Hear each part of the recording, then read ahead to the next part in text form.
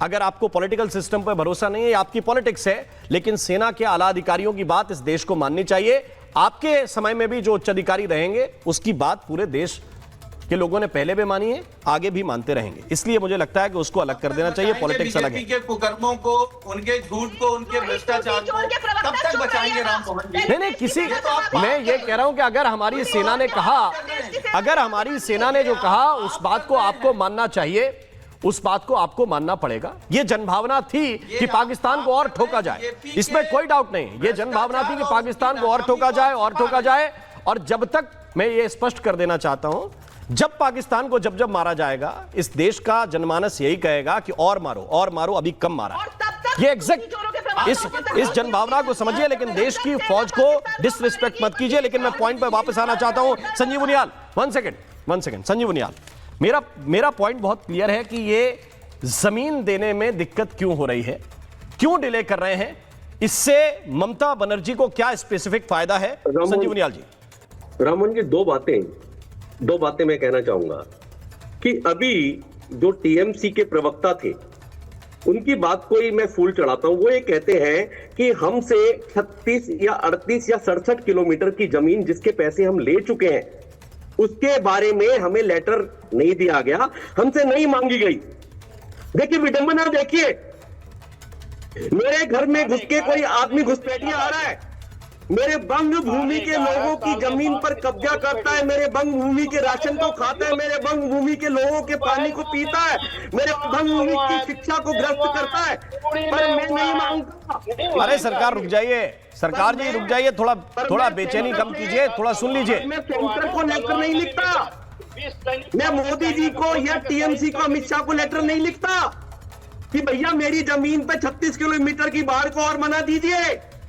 मैं नहीं लिखता, मैं नहीं बनाता, मैं पैसा अपनी जेब में ले लेता हूं, पर अपनी छाती पर उन दुश्मनों को पलने देता हूं, घुसपैठियों को, और कहता हूं कि तुमने मांगी कब? मेरा पड़ोसी मेरे घर में घुस गया, मैंने कंप्लेंट नहीं की, मैंने पुलिस को नहीं कहा, मैंने होम मिनिस्ट्री को नहीं कहा, पूरा बॉर्डर ये कहा कि आपने मुझे जमीन के लिए मेरी बाउंड्री बनाई, आपने मांगा कब?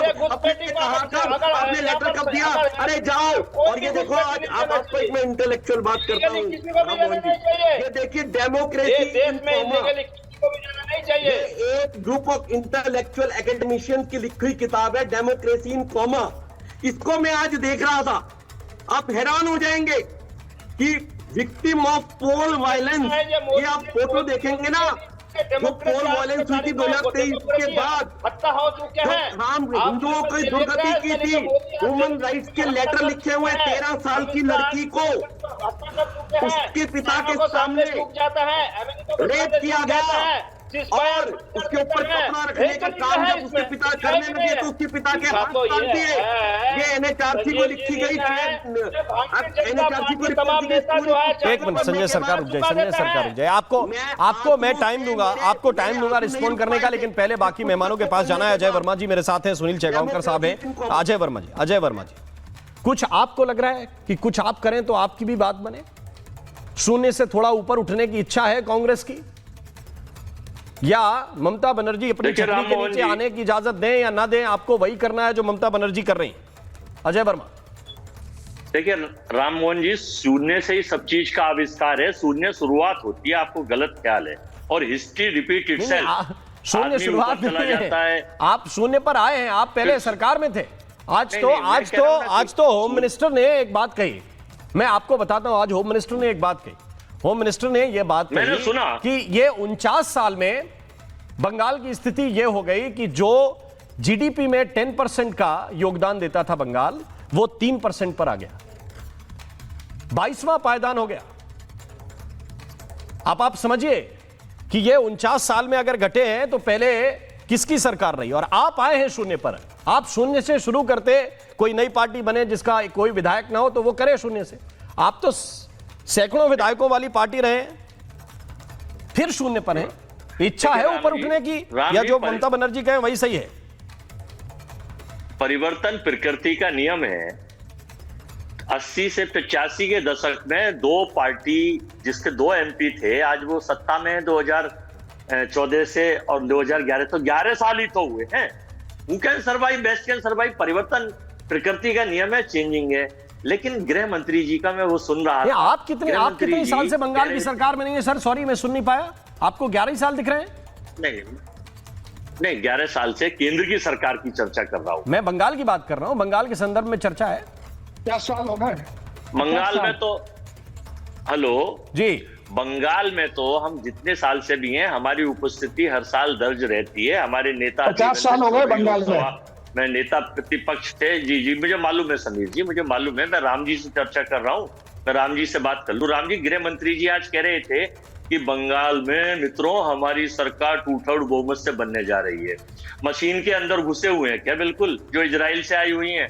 अरे आप जो है इसको बैलेट से पेपर मतदान करा लीजिए, दूध का दूध पानी का पानी हो जाएगा। आपने काम करा है, आपने देश को व्यापार दिया है, नौकरी दी है, रोजगार दिए, देश में अडानी को कुछ नहीं। सारा काम तो आप बंदरगाह ले लीजिए, रेलवे स्टेशन ले लीजिए, जमीन ले लीजिए, बैंक ले लीजिए, सब तो आप मित्रों को दे चुके हैं। और बात बंगाल के घुसपैठियों की करते हैं, तो घुसपैठियां इनका केवल चुनावी एजेंडा है। राम मोहन जी सुन लीजिए, केवल जब चुनाव आते हैं तो घुसपैठिया जिंदा हो जाते हैं। इनका पॉलिटिकल वेंडेटा है, और वरना फिर कोई घुसपैठिया नहीं आता। इनसे पूछिए 2014 से 11 तक इन्होंने कितने घुसपैठिए निकाले। मोदी जी ने कहा था 2 करोड़ घुसपैठिए हैं, 2 करोड़ घुसपैठिए और निकालेंगे, लेकिन इनका कोई एजेंडा नहीं है। उसका कारण ये है, ये केवल SIR के थ्रू, ज्ञानेश कुमार के थ्रू, या चुनाव की मशीनों के थ्रू, या चुनाव जीतकर सरकार बनाने का इनका टारगेट है। जनता के मुद्दों समीर चौगांवकर, ये इतना बड़ा विषय है, इतना बड़ा विषय है, नौकरी से, लेकिन एक पार्टी जिसको शून्य से ऊपर उठने की कुछ संभावना दिखे किसी विषय में, इनको ना बंगाल के अंदर करप्शन दिखेगा, ना घुसपैठिया दिखेगा, ना कोई विषय दिखेगा, ना भ्रष्टाचार दिखेगा। ये अजीब सी एक विपक्षी पार्टी है बंगाल के अंदर, जो विपक्ष में होकर भी सत्ता के समर्थन में है। और यही दुख की बात है। देखिए राम मोहन जी, कि अधीर रंजन चौधरी जो विपक्ष के नेता रहे हैं कांग्रेस के, बंगाल से आते हैं, लोकसभा चुनाव हार गए, और वो बड़े दुख के साथ कहते हैं कि मैं चुनाव हार गया और कांग्रेस ने मेरी सुध लेना छोड़ दी। न राहुल गांधी ने मिलने का समय दिया, न सोनिया जी ने मिलने का समय दिया। और वही अधीर रंजन चौधरी जब बंगाल की समस्या लेकर जाते हैं तो प्रधानमंत्री मोदी उन्हें तुरंत। जी, चौगांवकर साहब का थोड़ा सा फ्रेम डिस्टर्ब हुआ है, मैं उनके पास वापस जाऊंगा, लेकिन उससे पहले देखिए, वो तो operation lotus, operation washing machine of the Modi, जिसमें डलकर सारे लोगों को अपने उसमें, अभी आपने देखा नहीं, हेमंत विश्व शर्मा, शुभेंदु अधिकारी, अजीत पवार, पाटिल साहब, कितने। अरे तो मैं तो ये कह रहा हूं, कोई ऑपरेशन आप तो चलाइए। किस बात का ऑपरेशन है अजय वर्मा? कोई सिंगल ऑपरेशन तो दिखे।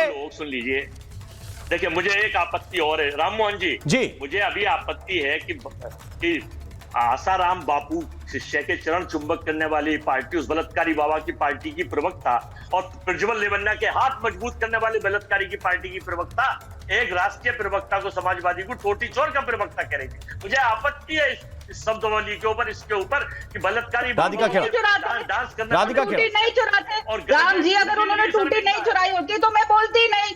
अब चोरी करोगे, टूटियां चुराओगे, दूसरे उनके रिश्तेदार पौधे चुरा के ले जाएंगी राबड़ी देवी, तो चोर को चोरी तो कहूंगी मैं। चोर की आरती तो उतारेंगे नहीं, चोर की आरती। एक मिनट, मुझे लग रहा है अजय वर्मा और राधिका खेड़ा, मुझे लग रहा है कि ये सेंसिबल डिबेट थोड़ा सा आगे बढ़ रही है। अजय वर्मा प्लीज मुझे बताइए, बिलो द बेल्ट जाने की आवश्यकता नहीं है।